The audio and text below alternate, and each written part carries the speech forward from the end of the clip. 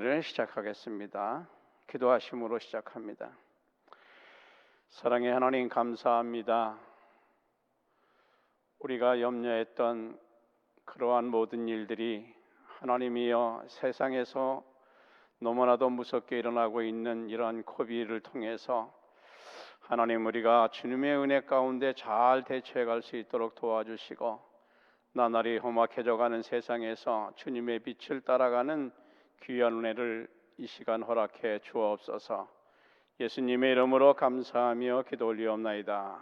아멘. 오늘은 야고보서 5장 7절에서 11절의 말씀을 제가 봉독해 올리도록 하겠습니다. 7절, 8절, 11절만 봉독해 올리겠습니다. 그러므로 형제들아, 주께서 강림하시기까지 길이 참으라. 보라, 농부가 땅에서 나는 귀한 열매를 바라고 길이 참아 이른 비와 늦은 비를 기다리나니 너희도 길이 참고 마음을 굳건하게 하라. 주의 강림이 가까우니라. 11절. 보라, 인내하는 자를 우리가 복되다 하나니 너희가 욥의 인내를 들었고 주께서 주신 결말을 보았거니와 주는 가장 자비하시고 긍휼히 여기시는 이시니라. 아멘. 야고보서를 읽다 보면 아주 역설적인 문장들을 많이 보게 됩니다. 그래서 우리의 시선을 멈추게 하죠. 교회에서 일어나는 불의한 일들을 다루는 면이나 이웃과의 그 관계, 사회 전반에서 나타나는 조속함이나 차별과 불평등의 실천적인 면을 아주 직설적으로 많이 지적하고 있는데, 저는 강한 매력을 느끼고 그 매력 속에서 정말 좋은 향기, 진실한 향기를 느낄 수가 있다, 그렇게 말씀드려 봅니다. 우리가 한번 들어가 보면 자신을 스스로 속이지 마라, 그런 말씀을 하셔요. 혀의 자갈을 먹이지 아니하는 사람의 경건은 헛것이다, 거짓말이라, 그 말이죠. 행함이 없으면 죽은 믿음이다, 그렇게 말씀하세요. 마귀를 대적하라, 그리하면 너희를 피하리라. 두 마음을 품은 자들아, 마음을 성결케 하라, 그렇게 말하고 하나님을 가까이 하라, 그러면 너희를 가까이 하시리라, 그렇게 좋은 말씀들을 우리에게 주십니다. 어려운 시험을 인내로 극복하면 신앙의 성숙을 가져오고, 극한 시련 속에서는 유혹과 탐심을 밀어내는 담력을 키울 수가 있고, 시달림과 연단 속에서는 하나님의 진리만을 추구하며 주님을 닮아가려는 그러한 겸손과 거룩의 우아함을 우리에게 보여준다는 거죠. 또 믿음에는 반드시 그의 준하는 실천이 행동과 함께 동반되어야 함을 강하게 메시지로 우리에게 던져줍니다. 그런가 하면 정말 주옥과도 같은 권면의 말씀들, 절제의 행동들, 슬기로운 지혜나 부드러운 언어들, 정말로 너무 섬세하고 작은 것까지 챙겨주고 살펴주는 이러한 면들을 정말 얼마나 좋은 면들인가, 그렇게 기억해 봅니다. 우리는 첫째로 1절에서 6절의 말씀을 살펴보면 야고보는 예수님의 형제라고 소개하고 있고, 예루살렘의 지도자, 그리고 다른 그러한 격언이나 많은 전해내온 구전에 의하면 예루살렘의 초대의 감독이다, 이렇게까지 말하고 있습니다. 마태 13장 55절, 그 형제들은 야고보, 요셉, 시몬, 유다, 56절에 보면 그 누이들이라, 그렇게 기록하고 있습니다. 그것을 보면 아버지는 기록이 되어 있지 않기 때문에 이미 돌아가셨구나 하는 것을 알게 되는 것이고, 이 야고보는 예수님의 그 육신의 형제였다는 것을 우리가 알게 되는 거죠. 그는 예수님보다는 유대계에 치우쳐 예수님의 사역의 현장에 가서는 가문을 더 이상 위험에 빠뜨리지 말고 예루살렘으로 진출하여 큰 뜻을 펼쳐보라며 가정에서 은근히 밀어내는 그러한 면도 우리가 발견해 볼 수 있습니다. 왜냐하면 그 시대에 예수님이 나타나기 전에 유대교가 이미 자리를 잡고 있었기 때문에 예수님의 진리를 들고 나온 것에 그것에 대해서 야고보가 이해를 못하고 있었기 때문인 것으로 보여지는 거죠. 그런데 인류의 죄를 한 몸에 지고 골고다를 붉게 물들이신 주님, 양손과 양발에 대못 받으시고 물과 피를 다 쏟으신 주님을 그 현장에서 바라보며 자기네 육신의 형이었던 그 예수님이 머리에서 면류관을 써서 피가 흐르죠. 온 몸에 양손과 양발 거기에서 피가 흐르죠. 그런 것을 볼 때 그는 정말 같은 인간의 심정을 가지고 거기서 새로운 것을 발견하게 됐던 것 같습니다. 그래서 인류의 죄를 한 몸에 지고 돌아가신 그 현장에서 정말로 3일 만에 다시 부활하신 주님, 사망 권세를 부신 그 현장에서는 야고보가 무너지고 말았죠. 그래서 그는 자기가 육신의 형제가 아니라 나는 예수 그리스도의 종이다 이렇게 나오게 됐던 것입니다. 가문의 명예를 중요시 알고 율법을 따르며 마음의 독한 시기와 다툼, 위선으로 세상적이고 정욕적이고 마귀적이요 진리까지 거스리며 악감을 품고 살던 야고보가 지혜와 온유함과 진리의 새로운 옷 곧 성령의 세례로 그리스도의 종이 되었다. 그런 현실을 우리가 보게 되는 거죠. 세례 요한이 증거했잖아요. 성령의 세례를 주실 분이 예수님이시다. 그래서 야고보는 성령의 세례로 하나님의 새 사람으로 거듭나게 됐던 것입니다. 야고보의 메시지는 정말 깊고 강력하며 투명한 은총의 통로를 활짝 열어가는 그러한 모습을 보게 됩니다. 당시 유대교와 로마 제국의 가혹한 핍박 속에 짓눌려 참된 사랑과 교조와 섬김 그런 모든 것을 상실하고 살아가는 그러한 기독인들에게 다시 그는 끝까지 포기하지 말고 인내로 회복할 것을 강하게 권면합니다. 위로부터 난 지혜는 성결하고 관용하고 양순하며 긍휼과 선한 열매가 가득하고 거짓이 없다. 그리고 화평으로 심어 의의 열매를 거두게 됩니다. 이렇게 증거하게 됐던 것입니다. 야고보는 마태오 5장을 바라보면서 설교하신 것 같습니다.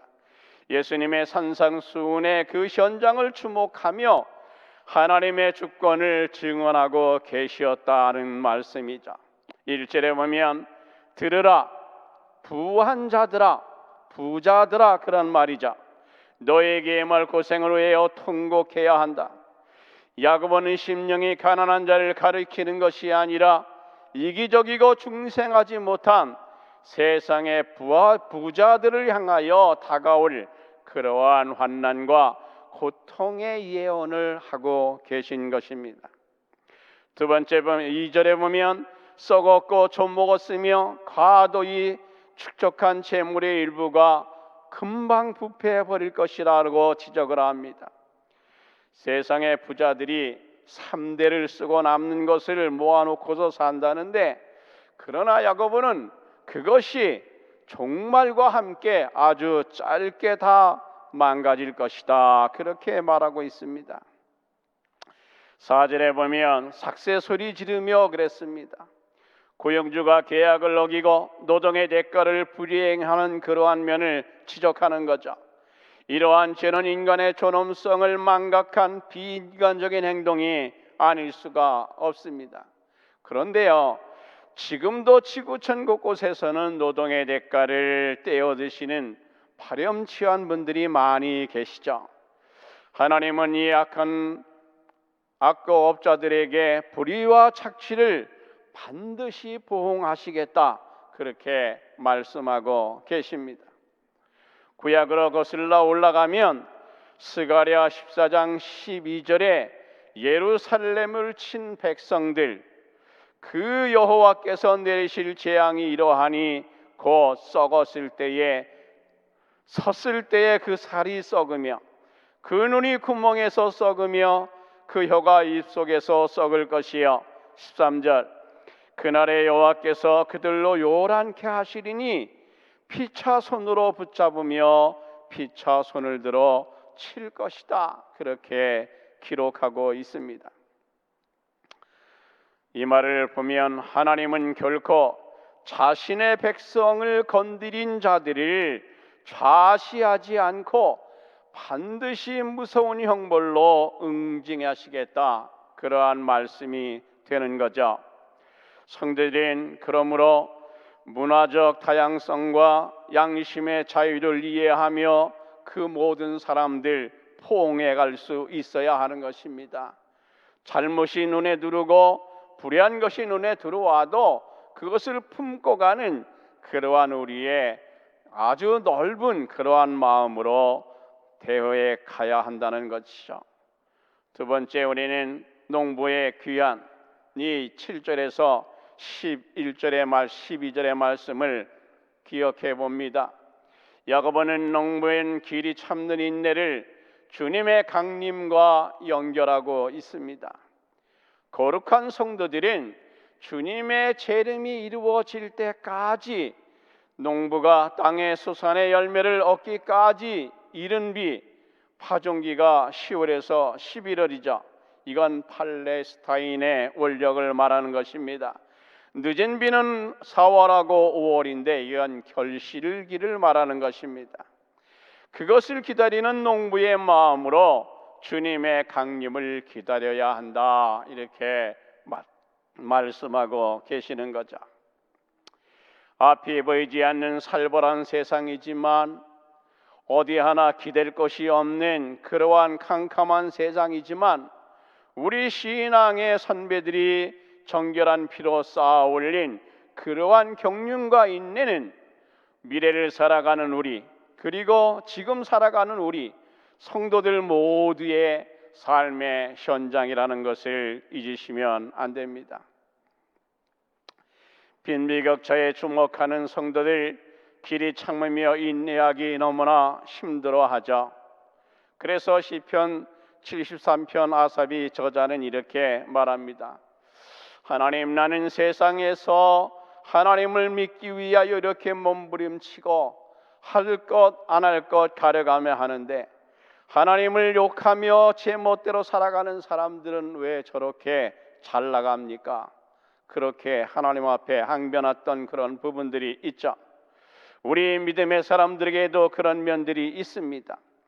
세상에서 모든 것 포기하고 그리스도의 강림에 초점을 맞추려는 그러한 담대한 마음, 이러한 모든 것들이 이런 것을 볼 때 사라져 가는 거죠. 원하지 않는데도 형제를, 이웃을 향하여 원망과 시비는 마음에서 늘어만 가고, 인내하며 길이 참는 자가 복된 사람이라 했는데 왜 그렇게 분노할 일들만 우리 문 밖에 줄을 서서 기다리고 있는지, 정말 그런 면들이 우리는 아이러니한 거죠. 온전히 맡기지 못해서 그런 건가요? 믿음이 적어서 그런 건가요? 인내를 몰라서 그런 건가요? 모든 것을 주님께 맡길 수 있는 결단이 신앙의 능력이다, 이렇게 선배들은 우리에게 교훈합니다. 너희가 욥의 인내를 들었고, 야고보는 인내의 모범의 선배를 이렇게 추천했습니다. 모범은 정말 어떠한 고난도 비통해하거나 원망하지 않고 주님이 주신 은사를 따라 사역을 감당해 갈 때 협력하여 선을 이루게 하시는 하나님의 능력이 우리 성도들의 삶의 현장에 불현듯 나타나는 것이기 때문에 우리는 이러한 모든 것들을 정말로 신앙의 능력으로 넘어가지 않으면 안 된다는 것을 우리에게 가르치고 계시는 거죠. 세 번째, 13절로 20절에 보면 야고보서의 결론 부분입니다. 저자인 야고보, 복음의 핵심인 서로 돕는 교제와 친교의 생활을 믿음과 기도와 말씀에 기초하여 영적으로 육적으로 연합한 거룩한 계획들이 예수 그리스도의 섬김에 또는 사랑의 중심으로 이루어져야 이것이 교회의 아름다움으로 다가온다고 말합니다. 13절에 지금 고난당하고 계세요? 기도하셔야죠. 기쁘고 즐거우세요? 찬송을 드리셔야죠. 몸이 아프세요? 마음도 아프세요? 교회의 장로님들과 상담하세요. 목사님은 말씀은 빠졌지만 베드로가 말한 것처럼 자기는 사도이지만은 장로라고 표현을 했죠. 그래서 성경에는 목사님이란 단어가 빠져 있습니다. 장로로 들어와 있죠. 그들을 청함을 받으세요.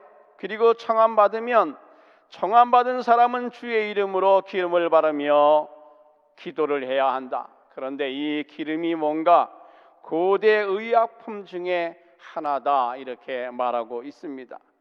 함으로 초대받았을 때에는 그분에게 꼭 필요한 것들을 챙겨가고 그들에게 챙겨주고 와야 하는 그런 것이 예의가 된다라는 말씀을 하시는 거죠.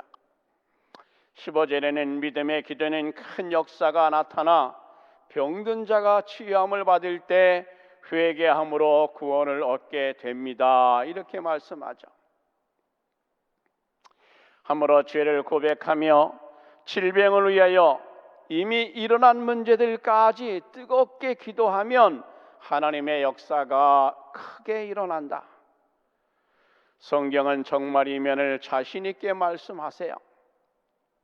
의인의 기도는 역사하는 힘이 많다, 크다 그렇게 말씀하세요. 성경이 밝히는 의인은 어떤 사람을 말씀하나요? 로마서 3장 10절에 의인은 없나니 하나도 없다 하셨는데 4장에 넘어가서 하나님이 예수 그리스도를 통하여 변화된 인격, 성령의 세례로 거듭난 성도들, 삼위일체 하나님과 매일 동행하려는 거룩해진 성도들을 의인이라고 부르시면서 이들이 모여 기도하면 역사하는 힘이 크다 그렇게 말씀하는 거죠. 성령의 역사하는 힘은 더욱 크게 나타나는 것입니다. 그러면서 야고보는 엘리야를 소개합니다. 엘리야는 우리와 성정이 같은 사람이로되 그랬습니다. 성정이란 말은 사람의 성질과 심정, 성품과 뜻이 같다 그러한 말이 되는 거죠. 엘리야가 간절히 기도한즉 3년 6개월 동안 비가 오지 아니했고 다시 기도한즉 하늘이 비를 주고 땅이 열매를 내더라. 이 엘리야의 기도의 현장은 우리가 구약 왕 열왕기상 18장 42절 갈멜산에 올라가면 됩니다. 꼭대기에 올라간 엘리야는 많은 감동과 감격의 눈물을 흘리셨을 것입니다. 왜냐하면 자신의 기도를 들어주시는 하나님, 자신의 기도를 정말 들어주신 하나님 얼마나 감사하고 감격했겠어요. 엘리야는 하나님의 능력을 체험한 분이시니까 그는 그 땅에 엎드려서 정말로 얼굴을 무릎과 무릎 사이에 묻었다고 그랬어요. 그리고 7번 간절히 기도했더니 하나님이 3년 6개월 동안 타들어간 메마른 대지 위에 흡족한 비를 부어 주셨습니다. 이 새벽의 이 시간 메마른 우리 영혼 위에도 하나님의 놀라운 성령의 단비가 우리 모두에게 내려주실 것을 주님의 이름으로 축원해 드립니다. 우리 함께 기도하도록 하자. 3가지만 기도하겠습니다. 메마른 우리의 심령에도 은혜의 단비를 주옵소서. 또 하나는 우리도 농부처럼 길이 참고 기다릴 줄 아는 인내를 주옵소서. 그리고 세 번째는 살아 역사하시는 하나님의 말씀을 많이 읽을 수 있게 도와주옵소서. 이렇게 기도하고 제가 마무리 기도하고 마치도록 하겠습니다. 은혜로우신 아버지 하나님 감사합니다. 너무나도 이 세상이 살아가는 삶 속에 우리는 지치고 너무나 사악한 면들을 통해서 우리의 마음도 아버지 하나님 알게 모르게 많이 부패되어 있는 것을 하나님 앞에 고백합니다. 하오니 하나님, 우리도 정말로 이 엘리야가 기도해서 메마른 땅 위에 단비를 내린 것처럼 하나님, 우리의 심령 위에 성령의 단비를 부어 우리의 아버지 하나님 주님의 만났던 그러한 우리의 초심으로 돌아갈 수 있는 큰 은혜를 주시기를 원합니다. 아버지 하나님, 우리도 농부처럼 길이 참고 농부가 씨앗을 심고 그 아버지 하나님이여 물을 주고 가꾸어 열매를 먹으며 기뻐하는 것처럼 하나님, 우리의 신앙도 날마다 말씀 위에서 기도하며 너의 신앙을 키워 하나님 주님의 강림을 기다릴 줄 아는 은혜를 허락하시고, 아버지 하나님 힘들고 바쁘고 정말로 어려운 환경이지만 그래도 시간을 내서 하나님 말씀을 많이 읽어갈 수 있는 그러한 은혜를 우리 모두에게 허락해 주옵소서. 하나님 감사합니다. 오늘도 우리들에게 주신 아버지 하나님 야고보를 통해 그는 역시 너르는 예수님의 형제였지만 하나님, 그는 그러한 티 하나도 내지 않았습니다. 왜냐하면 예수님의 그 인격을 따라갈 수도 없지만 예수님은 하나님의 아들로 오셨다는 것을 알기 때문이고 인류의 구원자였다는 것을 알았을 때 야고보는 거기에 무릎 꿇고 기도하며 자신이 아버지 하나님이 행했던 모든 것들을 회개하고 그리스도의 종을 자초했습니다. 아버지 하나님, 우리도 아직까지 모르고 세상을 살아왔다면 이러한 깨달음을 우리에게 허락하시고, 무엇보다 우리의 손안에 들려있는 성경 하나님 게을리하지 않고 읽고 또 읽어서 하나님이 정말로 내 마음에 들어와 계시는 그러한 따뜻함을 늘 발견해 갈 수 있도록 우리 주님 허락해 주옵소서. 오늘도 우리의 모든 것을 주관하시는 사랑이 많으신 예수님의 이름으로 감사하며 기도 올리옵나이다. 아멘. 감사합니다.